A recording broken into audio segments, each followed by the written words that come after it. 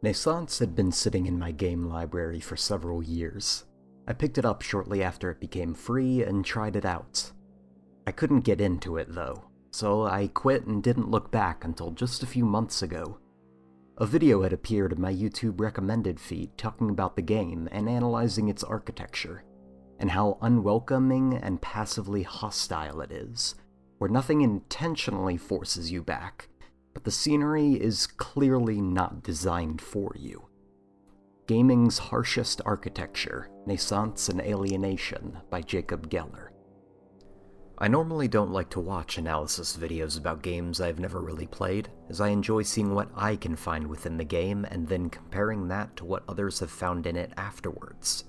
If I watch a video first, then not only do I get the details explained to me, and I can't uncover them myself, but it also biases me by making me focus on one element and potentially missing the other themes. I don't know why I picked that one video to watch. At the time, I didn't even remember that I ever played the game. Yet, something about it drew me in, and led me to pick it up once more. When I played through the game, keeping that video in mind, I kept thinking about what I had heard. Ideas of how this world wasn't designed for you, yet you must survive in it, or how the geometry of the world has just enough understandable shapes to be familiar, yet the number of other geometry far outnumbers the familiar one. This world is made to discourage you from exploring it. The early levels can barely even be called traversable, with your path often being up and down asymmetrical cubes that are just barely walkable. Moving through rooms that are pitch black with only tiny lights giving you vision of only fragments of the room at any one time. Or dropping down shafts that look like a computer had lazily thrown together objects until the loosest definition of a tunnel had been reached. While the later levels do become much more recognizable as human architecture, the sheer scale of what you are seeing is often so massive that a feeling of uncomfort will wash over you. The first time I entered the massive well, I wasn't even sure how to descend it, and I'm still wondering what was meant to be the correct path. Instead, I dropped down on the right side of the area, from support beam to support beam, until I was able to climb onto the massive white block things that crawled down from the wall, where the path became a little more obvious. Later, there's a stairwell inside of a completely black room that just continues on, non-stop. The path up to this point is linear, so clearly this has to be the right way. Yet, the stairwell just keeps going and going, never seeming to end. I looked around, up and down, as I climbed so often that I frequently lost track of which way I was actually going. Was it still up, or did I somehow spin around and have been going backwards the last minute or two? By the time I eventually saw the ending, I was so disoriented by everything that I had convinced myself somehow the game had tricked me and made the staircase start going downwards at some point. And it wasn't until I eventually reached the doorway that I realized I was actually still ascending.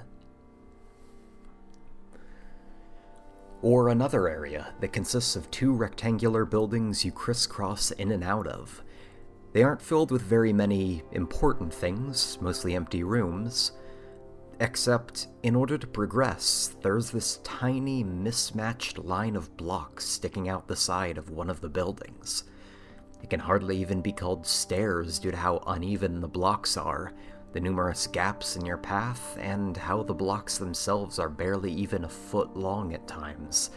Yet, you need to climb up this stairwell in order to progress further. I kept playing, and while I didn't find myself disagreeing with Jacob Geller's points, I had a very different response to the world of Naissance than he did, and it reminded me of something.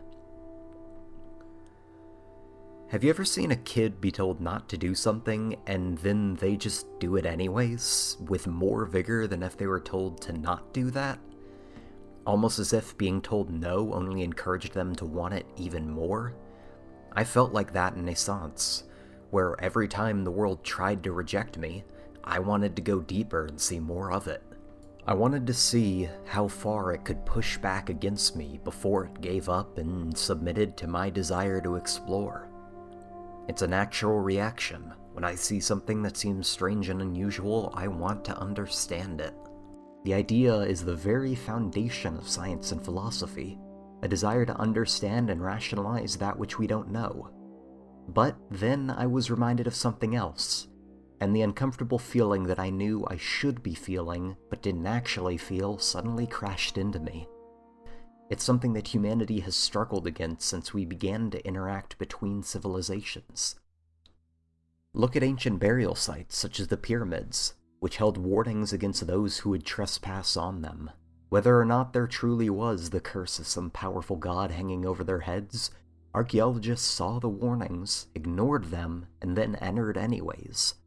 When we see something and are told, "This is not yours, do not come here," we push forward anyways and ignore the warnings. It's something seen even now with permanent nuclear waste disposal sites. After the fuel rods are removed from a reactor, they're still filled with radiation and need somewhere to decay in peace. We have finally begun to set up the first permanent disposal sites, and scientists there are dealing with a large problem. These rods will be here far longer than current humanity will. So, when whoever comes after us, either a new alien species visiting the planet, or just a culture that no longer understands any current language in the world, how can we warn them away? Writing won't work, since they might not understand whatever language it is written in, and if they do, won't they just ignore it like our ancestors did before with the pyramids? Then what about if we design the sites to be hostile and unwelcoming, placing pillars covered in jagged spikes and shape the land to be sharp and threatening, making it clear that this place is not where you belong? Yet there are people who would barge in anyways despite those warnings. If you truly want some place to not be disturbed, the best solution, I think, would be simply to forget about it, wipe it from the records. If no one remembers it, then there will be no reason for future cultures to find out and explore it, aside from just pure chance discovery. Yet, with the internet being such a major factor in the spread of information now, attempting to do that with waste disposal sites is a bit too late, in my opinion. It was uncomfortable thinking about that as I played Naissance. Naissance was a game, and so I easily compartmentalized that this is a video game, and no matter how hostile it was towards me, ultimately the developer wanted me to finish it and experience what it had to offer. Yet in the real world, that hostility is there for a reason, and yet people continue to ignore it, and even worse, are encouraged by the pushback. This world was not designed for you, yet it just seemed to drag me in even deeper. Why? Why was being told no only a catalyst for my desire for discovery? I think it has to do with the innate curiosity of intelligent life. Yes, we might not be allowed in this place, but so long as we don't know what is inside, there will be a gnawing feeling somewhere reminding us that we don't know what this place is. We don't know what secrets it hides. There are still things we could find in there. That desire to understand things which we don't know about is a shackle, tying us to doing stupid things and going places we don't belong. Yet, at the same time, it is the most basic, fundamental core of intelligence, seen in both science and philosophy, with how both fields attempt to understand the unknown. That innate curiosity has given us amazing advancements through science, from cavemen discovering cooking with fire to modern man harnessing electricity to give us lighting. It has given us so much, yet it could also lead us to do dangerous things like uncovering the waste disposal sites and reintroducing the most silently lethal thing known to man back into a world that may know nothing about it. I can't really say whether the act of having curiosity is a good or a bad thing. Curiosity itself can't really be labeled as such, only how the knowledge you want is obtained and how it is then used can really be given a moral weight. I don't think it's something that intelligent life will ever get rid of, being so intrinsically tied to our ability to have higher thoughts. All I can hope for is that it doesn't lead anyone to hit that big red button covered in warnings just because they want to see what happens and inadvertently end humanity in the process.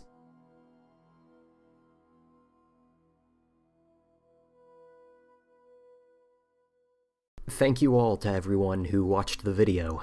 I didn't really expect to still have people following me after, what has it been, 5 months? Something like that, since my last video? I have done pretty much nothing with the channel, not even responding to comments. Over the past several months, I had a bit of a paradigm shift with my life, and so I'm gonna be trying YouTube more seriously now. I can't exactly promise that I'll be putting out videos every single week, but I'm hoping to at least get one a month out, maybe more. Oh well.